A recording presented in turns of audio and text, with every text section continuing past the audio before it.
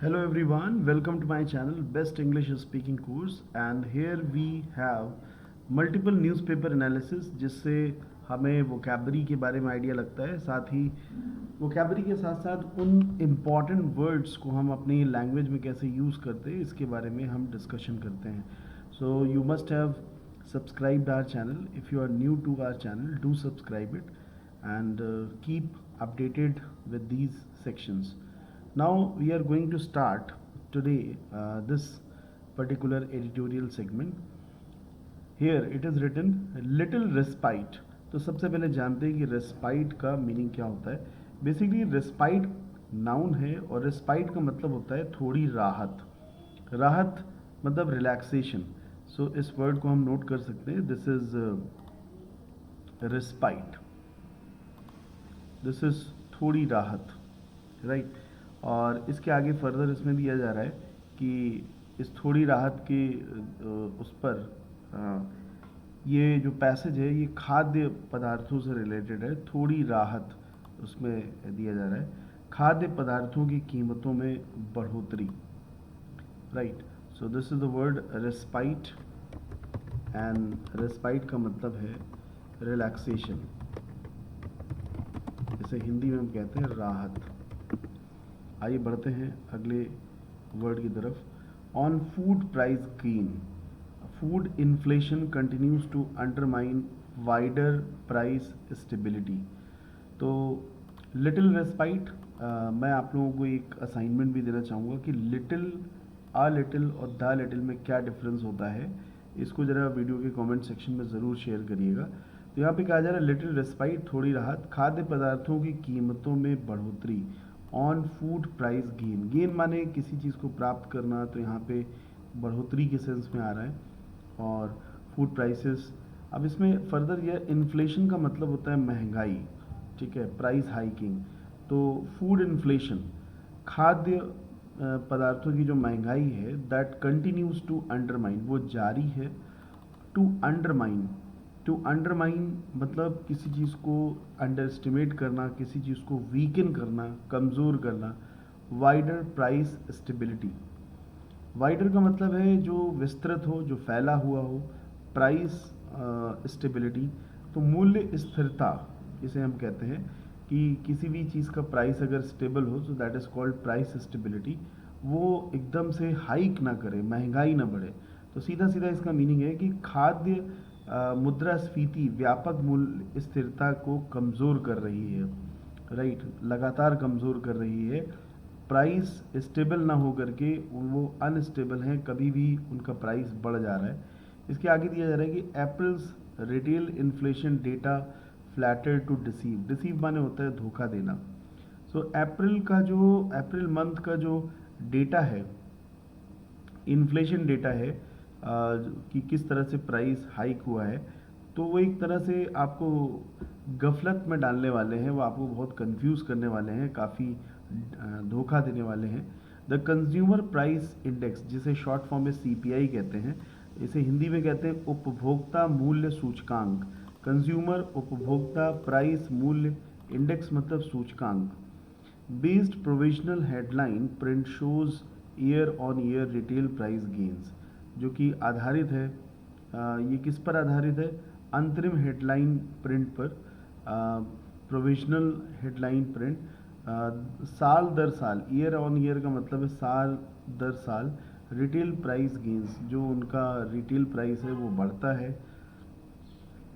कि सीपीआई का उनके साल दर साल उसमें बढ़ोतरी होती है across the broad spectrum of goods and services that combine to constitute, constitute माने किसी चीज़ को बनाना, जो कंस्टिट्यूट, जो सीपीआई को कंस्टिट्यूट करते हैं, जिससे वो डेटा हम बनाते हैं। Slowed fractionally to a 11-month low of 4.83% from March 4.85%।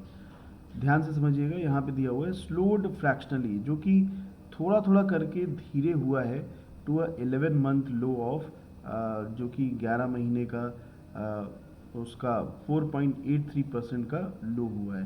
तो एक तरह से पूरे सेंटेंस का इसका जो मीनिंग हुआ वो ये हुआ कि उपभोक्ता मूल्य सूचकांक यानी कि सीपीआई, ठीक है, सीपीआई के बारे में कहा जा रहा है। सीपीआई पर आधारित जो प्रोविजनल हेडलाइन प्रिंट है वो ये दर्शाता है कि संयुक्त रूप से सीपीआई का जो कंस्टिट्यूट किया है, गठन किया है, उन वस्तुओं और सेवाओं के व्यापक दायरे में साल दर साल आधार पर होने वाली जो मूल्य वृद्धि है वो मार्च के 4.85% मुकाबले से धीमी होकर 11 महीने के निचले 4.83% पर आ गई है। तो इसीलिए उसमें कहा गया है कि रिलैक्सेशन है। एंड इसके बाद आगे बताया जा रहा है दिस स्लोइंग हाउ एवर, हालांकि did little to mask the more disconcerting acceleration in food price gains। अब देखिए दिस स्लोइंग मतलब इस चीज़ का धीमे होना, हाउ एवर हालांकि, did little to mask, mask का मतलब होता है किसी चीज़ पर प्रतिबंध लगाना, मास्किंग करना। द मोर डिसकॉन्सर्टिंग, अच्छा एक्सेलरेशन वर्ड तो बहुत अच्छे से पता होगा, एक्सेलरेट करना, तेज़ करना। एंड डिसकॉन्सर्ट का मतलब है उस चीज़ को मतलब थोड़ा सा उसमें लाना, राइट। तो इसका मीनिंग क्या हो जाएगा कि हालांकि इस मंदी ने खाद्य पदार्थों की कीमतों में बेहद चिंताजनक तेज़ी, डिसकॉन्सर्ट एक होता है कॉन्सर्ट, कॉन्सर्ट का मतलब होता है आपका पीस ऑफ माइंड। एंड डिसकॉन्सर्ट, डिसकॉन्सर्ट का मतलब है आपको किसी चीज़ में चिंता में डाल देना। तो दिस इज कॉल्ड चिंताजनक। एक्सेलरेशन माने तेज़ी, in food price gains, in food price gains में तेज़ी हुई है।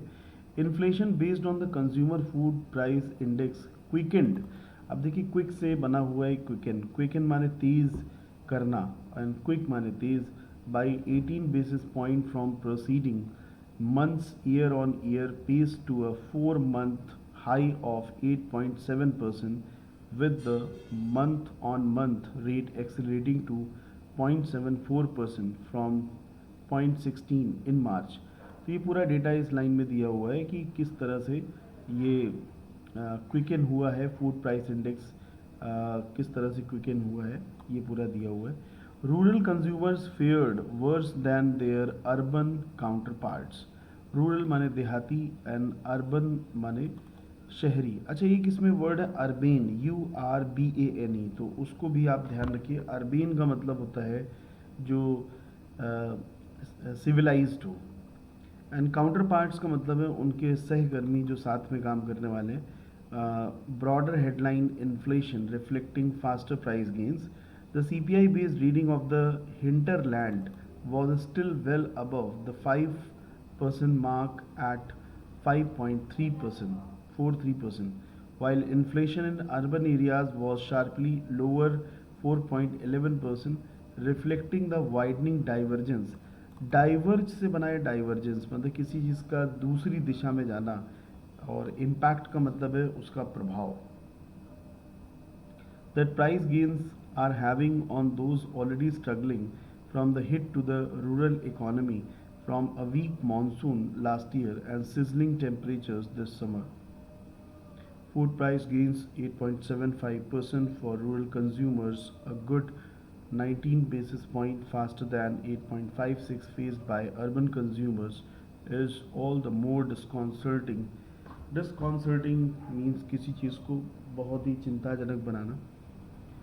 As essential expenditure, expenditure माने काफ़ी महंगाई, that every household must try and find this means to meet। Okay, so this was all about this passage. I hope you must have understood. Thank you.